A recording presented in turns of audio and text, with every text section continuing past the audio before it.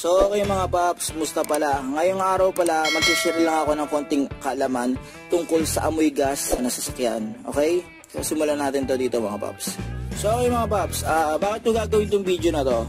Minsan kasi kapag halimbawa tayo, nag-start tayo ng sasakyan, nag-start tayo ng makina, under natin, may time na naaamoy natin yung gas dito sa engine bay, or minsan naamoy natin yung amoy gas sa loob ng sasakyan natin. So ituturo ko sa inyo yung mga basic at posibleng dahilan kung saan nanggagaling yung amoy na yon. Okay? So mga paps, kapag meron kayong naaamoy sa loob ng engine bay, yung tipo talagang malakas ang amoy ng gas, ito yung unang yung i-check. Basic na basic to. Yan. Ito ang fuel injector. Yan. Ito, ang i-check nyo rito, yan, yung sa loob niyan, meron niyang pinaka O-ring. Kapag yung O-ring na yan, sira na, mapapansin nyo kapag kapag umaandar yung makina, sobrang maamoy ang gas. Yan. Isa pa sa mga technique para malaman nyo, ganito kasi, etong fuel injector, minsan, hindi natin nalilinis to, di ba? So maraming alikabok yan. Kapag sa apat na injector, i-check nyo, sa apat na injector, yung isa din ay malinis, wala masyadong alikabok. Yun ang ginagawa ko, pag wala masyadong alikabok, posible yun na nagkaroon ng liquid ng gas yan. So ito pa i-check nyo mga babs, kapag naglinis kayo ng fuel injector, tapos sablay yung lagay nyo nito, sumablay lang ng konti.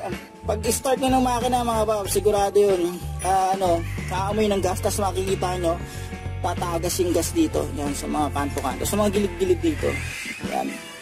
Isa sa mga dapat nyong i-check kapag mayroong amoy gas sa loob ng engine bay nyo. Yan. I-check nyo yung yung fuel lines. Yan. Taan nyo naman, hindi ko pa napapaltan yan. Kapag may ganyan, paltan nyo na yung hose. Yan. So, dyan, minsan nanggagaling yung amoy pag may mga sira na yan. Tapos, sa ibang sasakyan, check nyo rin yung pinaka-connector nya. May connector yan, parang na ini-snap na lang. Yan.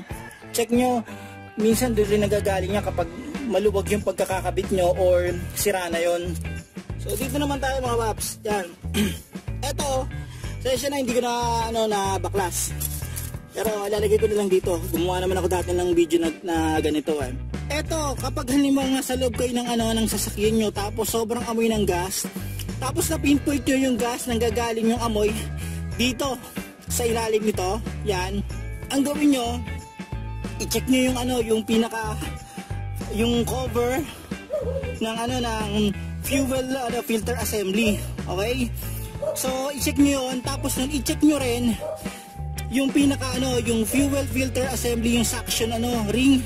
Kasi pag binaklas nyo yan, meron niyang yung pinagkakabitan ng pinaka fuel filter assembly, yung pinagkakabitan nun, sa ilalim nun, merong malaking parang goma, yung suction ring, yung pinaka parang nila, gasket o O-ring nun. Kapag yon sira, o sablay yung lagay nyo, pag binalik, yon malaki posibilidad na aamoy yan, mga paps. So mga paps, ito, isa sa mga basic na dapat nating tignan, ito yung gas cap. So ito, bakit basic to? Kapag ito, halimbawa, ayan, naiwan na nakabukas na ganyan, yan, naiwan, yan, naamoy ko na, hirap kasi, video lang kasi, nakaiwan na bukas na ganyan, kahit nakaganyan, or naiwanan talaga literal, yan, dito, check nyo, posibleng yung gas cap nyo, sira na, yan, or hindi nakasarang maigi. So check nyo to. So dito naman tayo mga, isa pa to sa mga basic. Eto kasi, yan, ito sa likod. Ngayon, sa tangke natin, tas ito yung pinaglalagay ng gasolina. Ito yung hose na yan, papunta yun sa tangke. Yan. So ang gagawin nyo mga paps, etong tubong to, i-check nyo, simula doon sa taas, sa puno yan, hanggang pababa, at i-check nyo rin kung may leak yan. Yan. So mga paps, hanggang dito na lang tong video na to. Sana nakatulong tong video na to in case na hahanapin nyo kung saan nanggagaling yung amoy gas sa loob o sa labas ng sasakyan nyo. Okay mga paps, huwag nyo nga palang kalimutang i-like at subscribe ang channel ko para makagawa pa ako ng ganitong basic na video. Huwag nyo rin kalimutang i-hit ang notification bell para updated kayo sa video na ginagawa ko. Paano mga paps, hanggang sa muli.